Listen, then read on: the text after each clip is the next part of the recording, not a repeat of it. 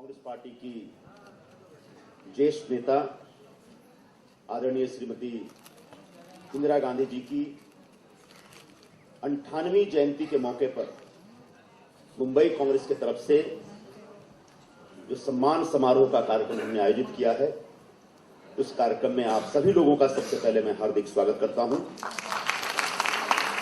इस कार्यक्रम के लिए विशेष रूप से हमारे बीच जनतंत्र के सबसे बड़े मंदिर, भारतीय संसद का निचला सदन, लोकसभा की भूतपूर्व स्पीकर श्रीमती मीरा कुमार जी, इनका मैं हार्दिक स्वागत करता हूं। हमारे ऑल इंडिया कांग्रेस कमेटी के महासचिव और राज्यसभा के सदस्य, हम सबके वरिष्ठ नेता, मार्गदर्शक आदरणीय श्री जनार्दन द्विवेदी जी का मैं यहां पर हार्दिक स्वागत करता हूं। आज जिन 7 विभूतियों का हम सम्मान करने वाले हैं, उन सभी 7 विभूतियों का मैं यहां पर हार्दिक स्वागत करूंगा। मुख्य तौर पर डॉक्टर मेधा फणसलकर जी, जो महिला उद्योजिका हैं, मैं उनका स्वागत करता हूं। श्रीमती कविता महाजन जी, जो मराठी साहित्य की एक बड़ी हस्ताक्षर हैं, उनका भी मैं स्वागत करता हूं। 2 लाख से ज्यादा गरीब और दुर्बल बच्चों को शिक्षा देने का कार्य अपनी संस्था के माध्यम से जो कर रही हैं, ऐसी श्रीमती फरीदा लांबे, उनका भी मैं हार्दिक स्वागत करता हूं। मराठी पत्रकारिता का एक बड़ा नाम, जो आज पुण्य नगरी नामक मराठी दैनिक की संपादिका है, मुख्य संपादिका है, ऐसी श्रीमती राही भिड़े जी का मैं हार्दिक स्वागत करता हूं। इंटरनेशनल एथलीट और कॉमनवेल्थ एशियन गेम्स की जो मेडल विजेता है, हमारी अपनी मुलगी नासिक की कविता राउत का मैं हार्दिक स्वागत करता हूं। हिंदी फिल्मों में जो एक नया नाम बहुत तेजी से सितारा बनकर उभरा है, और जिन्होंने Dashrath Manjhi the mountain man, एक यादगार ऐसी फिल्म की, और इसके बाद उसके अलावा उनके कई यादगार फिल्में हैं, जिसमें अभी आपने हाल ही में सलमान खान की वो फिल्म देखी होगी, जिसमें वो पाकिस्तान एक बच्चे को लेकर जाते हैं। उसमें एक पत्रकार की भूमिका में एक अजीबोगरीब, एक जबरदस्त किरदार निभाने वाले नए कलाकार, नवोदित कलाकार और बड़े स्टार, और आगे जाकर बहुत बड़े स्टार बनने वाले हमारे मित्र श्री नवाजुद्दीन सिद्दीकी जी का मैं हार्दिक स्वागत करता हूं। जूही चावला जी मेरे ख्याल से आ गई हैं। जूही चावला यहां पे आ रही है, लेकिन मैं स्पष्ट कर दूं कि एक्टिंग के करियर के लिए नहीं, जो सामाजिक क्षेत्र में उनका काम चल रहा है, उसके लिए आज हम उनको सम्मानित करने जा रहे हैं। खासकर जो टेलीकॉम टावर्स होते हैं, जो मोबाइल टावर्स होते हैं, उन मोबाइल टावर्स के रेडिएशन से एक स्वास्थ्य पर बुरा असर पड़ता है, उसके खिलाफ बहुत सख्ती से और बहुत ही एक मजबूती के साथ वो एक संघर्ष कर रही हैं। उनके संघर्ष को शुभकामना देने के लिए मुंबई कांग्रेस की तरफ से आज हम उनका स्वागत कर रहे हैं। इसके अलावा मुंबई कांग्रेस के सभी पदाधिकारियों का मैं स्वागत करता हूं। मुंबई के हमारे वरिष्ठ नेता श्री एकनाथ गायकवाड़ जी, उनका स्वागत करता हूं। मुंबई के हमारे सीनियर लीडर और भारत सरकार के पूर्व मंत्री और इस विभाग के जो सांसद रहे हैं, हमारे नौजवान साथी श्री मिलिंद देवड़ा जी का मैं हार्दिक स्वागत करता हूं। और इंदिरा जी की जयंती के मौके पर जो सम्मान समारोह हम लोगों ने आयोजित किया, उसकी कन्वीनर की भूमिका निभाते हुई एक बहुत अच्छे ढंग से इस कार्यक्रम को जिन्होंने ऑर्गेनाइज किया, ऐसी हमारी बहन श्रीमती प्रिया दत्त जी का मैं यहां पर हार्दिक स्वागत करता हूं। इसके अलावा मुंबई कांग्रेस के सभी साथियों का तहे दिल से स्वागत है। और आप सभी लोगों से मैं सिर्फ इतना कहना चाहूंगा कि इंदिरा जी की जयंती मनाना अपने आप में एक भाग्य है, हमारा सौभाग्य है। उस महान और विराट व्यक्तित्व से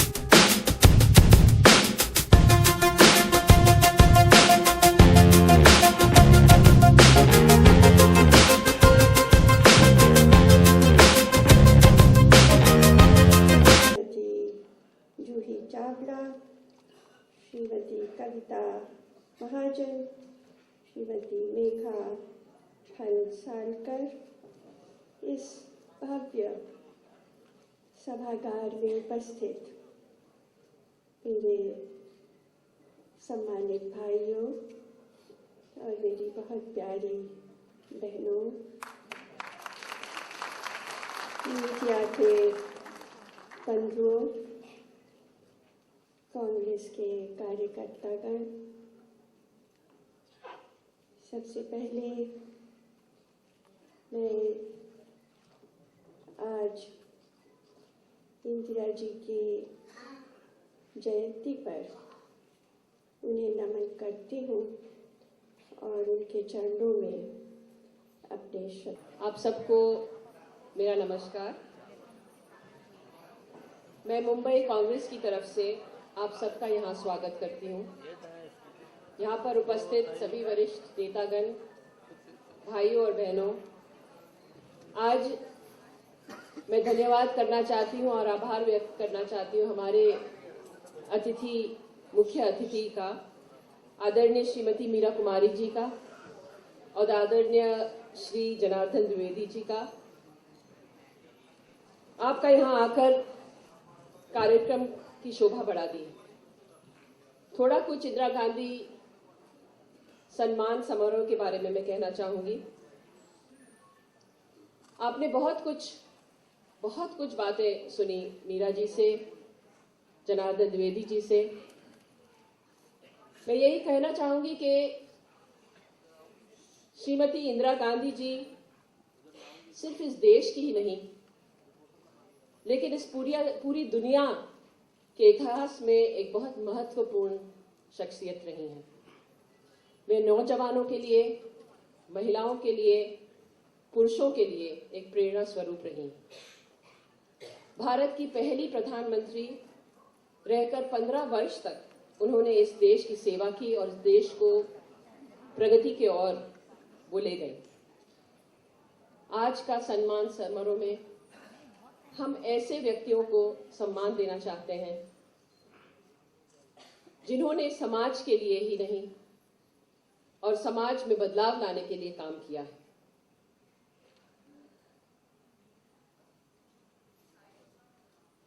यहाँ 7 कैटेगरीज में हमने अवार्ड्स 7 लोगों को देना चाहा है।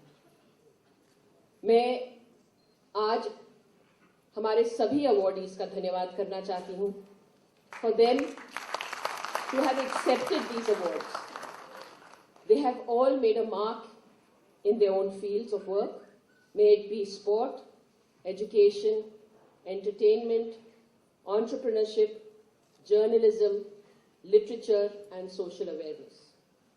I would take this opportunity to thank you all for accepting this award and through your work and contribution, lighting a beacon of light for others to follow. You all are an inspiration for many, and this is a humble token of appreciation of your work.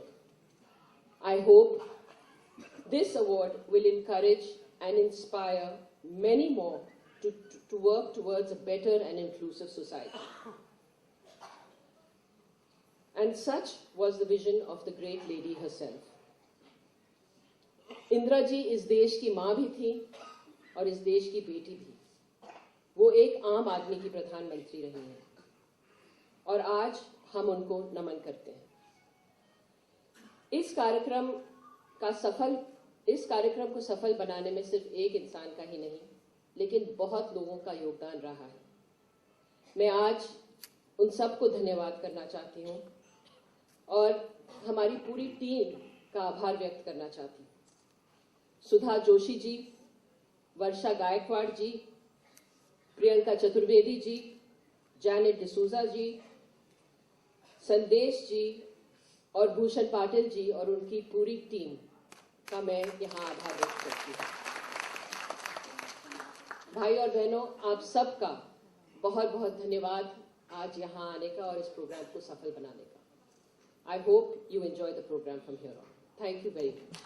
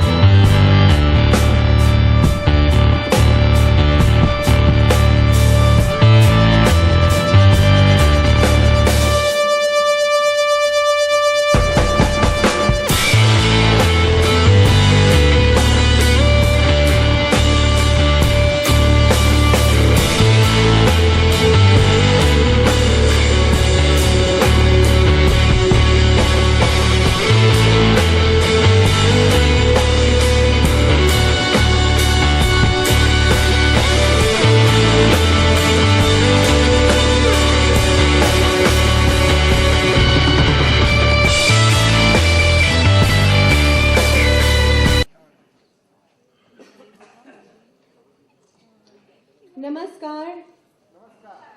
Chief guest, guest of honor, distinguished members of Mumbai Congress, distinguished awardees for today, भाइयों बहनों, आप सबको सप्रेम नमस्कार। जब इंदिरा जी हमारी प्रधानमंत्री थी, उस समय मैंने कभी ये नहीं सोचा कि एक दिन मैं किसी मंच पर खड़ी होंगी और मुझे एक अवार्ड मिलेगा जो कि उनके नाम से इंस्टीट्यूट किया गया है। Today I feel truly honoured कि इतना बड़ा सम्मान आपने मुझे दिया है। बहुत बहुत धन्यवाद। जैसा कि कुछ जनों ने कहा भी यहाँ पर कि ये मेरे अकेले का काम नहीं है, ये सिर्फ मैंने नहीं किया है। ये रेडिएशन पर अवेयरनेस, इस पर मेरे साथ बहुत सारा सपोर्ट मुझे दिया है मिस्टर मुंशी ने, जो कि बिल्कुल मेरे नज़दीक में रहते हैं, मेरे नेबर हैं, and turned out really to be the friendly and helpful neighbour. Mister Munshi, मैं आपको 2 मिनट कहना चाहूंगी कि आप प्लीज यहाँ पर आइए, क्योंकि I have become the face of radiation awareness, but I know that the hands, the feet, and truly the backbone of all that work is him. So thank you so much, Munshi ji. And then we have Nilima Shirodkar, who helps us, our assistant, and many other friends who believe in this cause. Today I am truly happy क्योंकि आपने जो सम्मान दिया है, ये जो award दिया है, this is a recognition, a stamp of acknowledgement कि yes, radiation is an issue. I especially, of course, want to thank Mumbai Congress.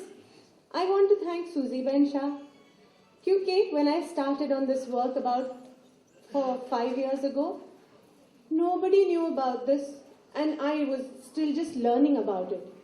And when I was struggling, she was one of the first few people I approached. कि भाई मुझे थोड़ी मदद कीजिए, मैं करूँ क्या इसका?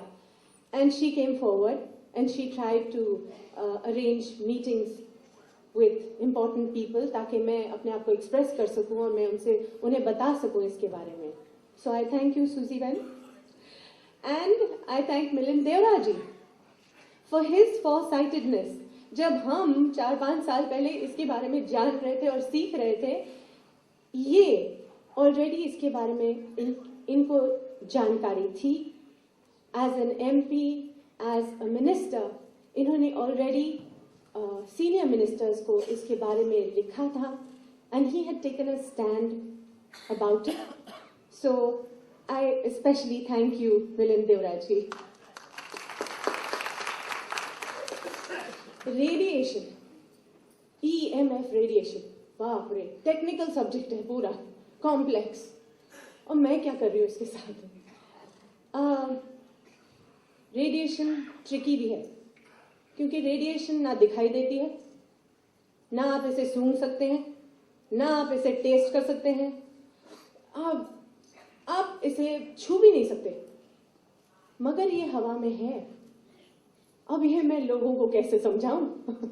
ये तो पूरा एक्सप्लेन करना पड़ता है, क्योंकि बहुत सारे लोग तो इतने बिजी होते हैं कि कोई सोचता नहीं है इसके बारे में। सब तो जानते हैं, हाथ में सबके एक फोन है, सबके एक टैबलेट है, एक आईपैड है, मगर ये कैसे चल रहा है? मैजिक पे चल रहा होगा। But and that is why this increasing need for communication, connectivity, business, entertainment, हम सब चाहते हैं। ये हमारे फोन पर सब कुछ हो रहा है, कमाल की टेक्नोलॉजी है सच में, मगर इसकी कीमत क्या देनी पड़ेगी हमें? अपना स्वास्थ्य, इसके बारे में बहुत कम लोग ध्यान देते हैं। ठीक है, हम इस इंक्रीज ऑफ ये गैजेट्स से कर क्या रहे हैं? We are blanketing our homes हमारे घर, हमारे ऑफिस, हमारे स्कूल्स, हमारे गार्डन्स में रेडिएशन है, हमारे सड़कों पर मोबाइल फोन एंटेनाज लगे हुए हैं, हर एक जगह ये रेडिएशन उपस्थित है and in many places it is overlapping. एक ही टावर से आपको रेडिएशन नहीं आ रही है, आपके इस घर के इस दिशा में भी एक एंटेना होगा और उस दिशा में भी और पीछे भी और आपके घर में वाईफाई होगा। So we don't even know what is really going on. And that is why it is important. It is very important because it is going to affect everybody. It is going to affect everybody, the men and the women, the children and the old, the rich and the poor, the people in the city and the people in the villages. And not just all of us. This radiation, which was not there 15, 20 years ago, is going to also affect our environment, our birds, our bees, our flowers, our farming.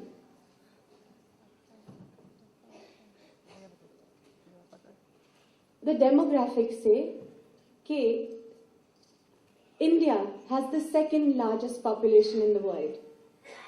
China के बाद हमारी जनसंख्या सबसे ज्यादा है इस दुनिया में और 65% of them are younger than 30 years old. 65% of them. Here, I want to quote Milind Deoraji. And he said this about 4 or 5 years ago.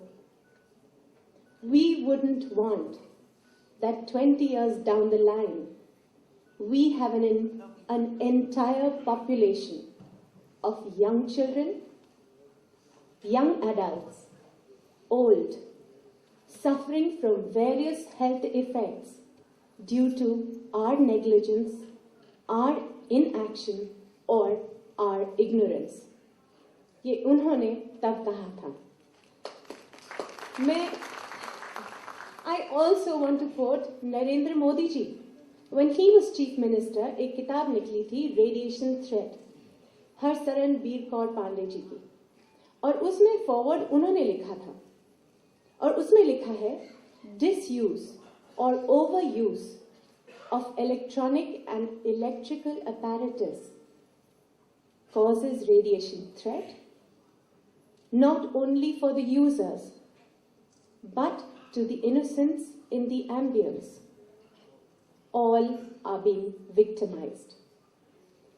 There is an urgent and very essential need for assimilation of awareness about the hidden danger to the health of the masses. तो जब हम कभी confuse हो जाते हैं, कब हमें लगता है भाई हम कर क्या रहे हैं, तो जब हम संपर्क करते हैं साइंटिस्ट्स एंड रिसर्चर्स जो कि वर्ल्ड ओवर में हैं और हम इन चीज़ों को पढ़ते हैं जो हमारे लीडर्स ने कहा है, तो हमें लगता है नहीं, हम जो काम कर रहे हैं वो सही है.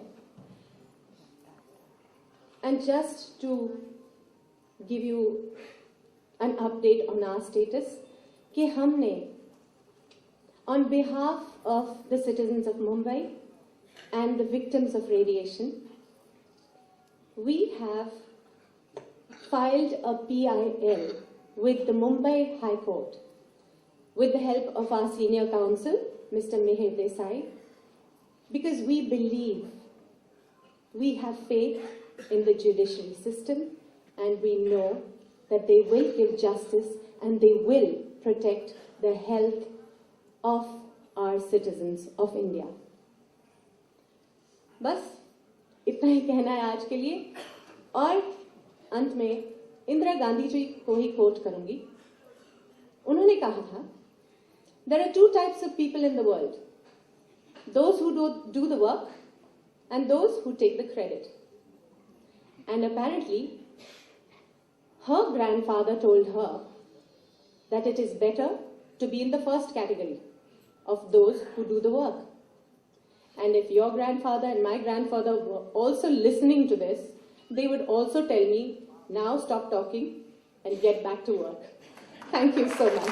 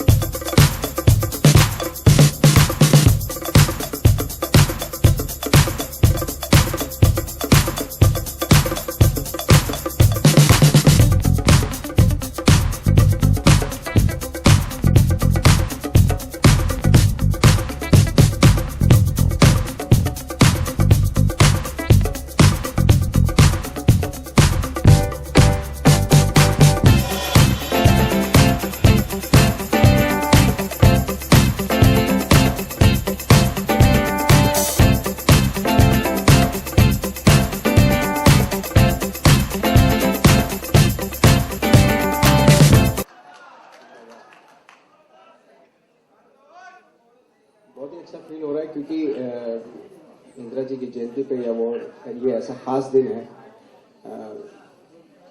ऐसी शख्सियत के सम्मान मतलब उसमें अवार्ड दिया जा रहा है जिनका देश की प्रगति के लिए बहुत बड़ा कंट्रीब्यूशन रहा है।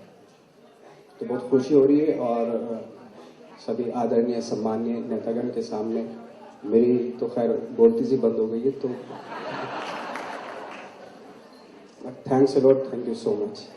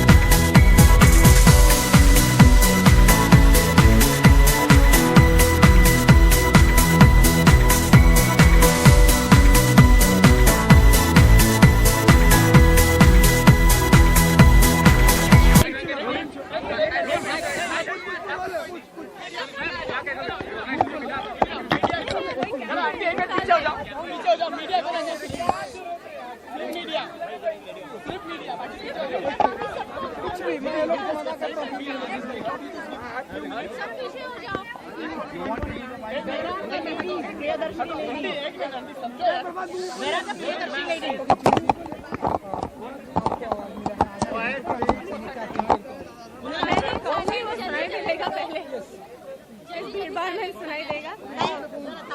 ओके, ये इंदिरा गांधी मेमोरियल अवार्ड है जो कि मुंबई कांग्रेस ने मुझे आज दिया, एंड मैं इसकी बहुत आभारी हूँ क्योंकि इसका मेरे लिए ये महत्व है।